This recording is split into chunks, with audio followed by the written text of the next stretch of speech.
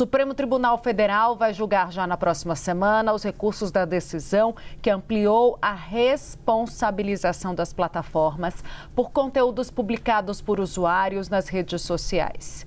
As gigantes de tecnologia temem aval antecipado da Corte a decretos do presidente Lula. Tá aí, Thaisa Medeiros em tela para trazer detalhes dessa informação. Contigo, Thaisa, boa tarde.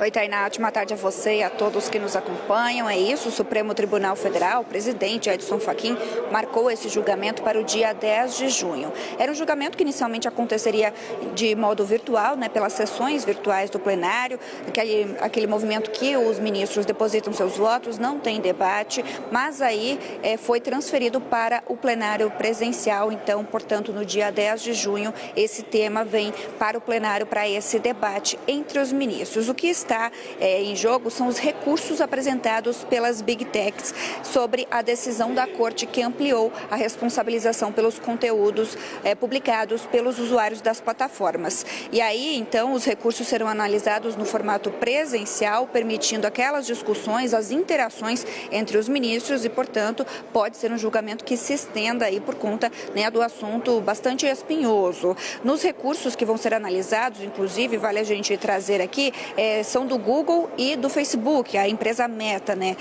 justamente sobre pontos da tese fixada pelo tribunal em junho do ano passado, quando o STF considerou parcialmente inconstitucional alguns pontos do Marco Civil da Internet. As plataformas podem ser punidas civilmente, caso não retirem do ar algumas publicações depois de notificação extrajudicial, ou seja, não é mais necessário uma ordem judicial para a retirada das publicações.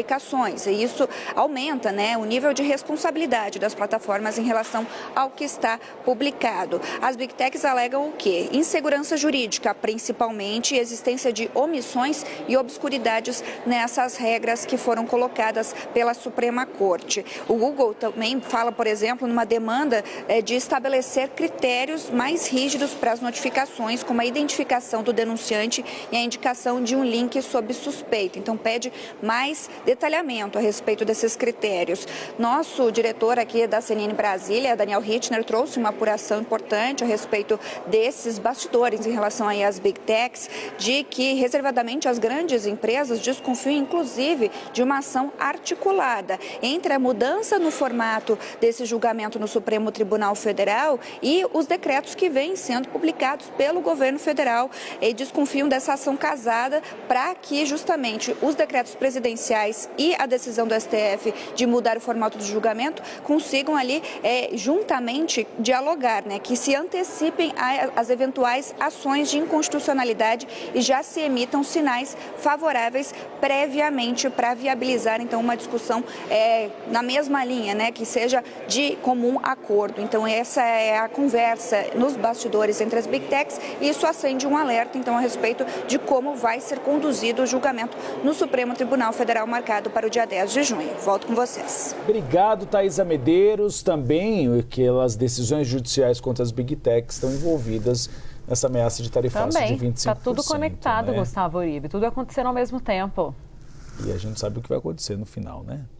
A gente espera que não tenha tarifaço, alguma coisa aqui. A gente antecipa. Amanhã tem antecipação de tudo isso. O doutor em Direito Internacional pela Universidade de São Paulo, Eduardo Felipe Matias, comentou mais cedo na CNN sobre esse julgamento da regulamentação das Big Techs. O especialista explicou se essa nova determinação, Tainá Falcão, do Supremo Tribunal Federal, for colocada em vigor, ela abre brecha para censura ao controle de conteúdo na visão dele. Vamos ver. Semanas atrás surgiram esses dois decretos que vão exatamente regulamentar um pouco o que é o Marco Civil da Internet, mudando um pouco essa questão do artigo 19, mas também a própria decisão do Supremo, que é algo já questionável em si. Então, acho que o primeiro ponto aí é questionar esse alcance e forma do próprio decreto. Por quê? Porque, primeiro, o caminho mais correto seria provavelmente o caminho do Legislativo, mas mais do que isso, a questão em si de que você está atribuindo à ANPD, a Agência Nacional de Proteção de Dados, uma série de poderes que talvez dependessem também de lei. Então, essa extensão, esse aumento da extensão de poderes dependeria de lei. Existe aí um equilíbrio muito difícil, na verdade, para ser buscado entre a defesa da liberdade de expressão e essa necessidade de controlar crimes, principalmente na internet, né? E às vezes as pessoas confundem isso e às vezes propositalmente alguns campos políticos confundem isso. A gente vive esse ambiente que é polarizado, em que qualquer discussão automaticamente te joga numa posição ou na outra. A necessidade de você ter algum tipo de controle me parece que é algo que a sociedade já acredita que, né, com uma forma de consenso que exista. Esse controle, como ele vai se dar, e aí, né, nesses detalhes é que o diabo mora, porque de fato você tem o risco de que exista censura.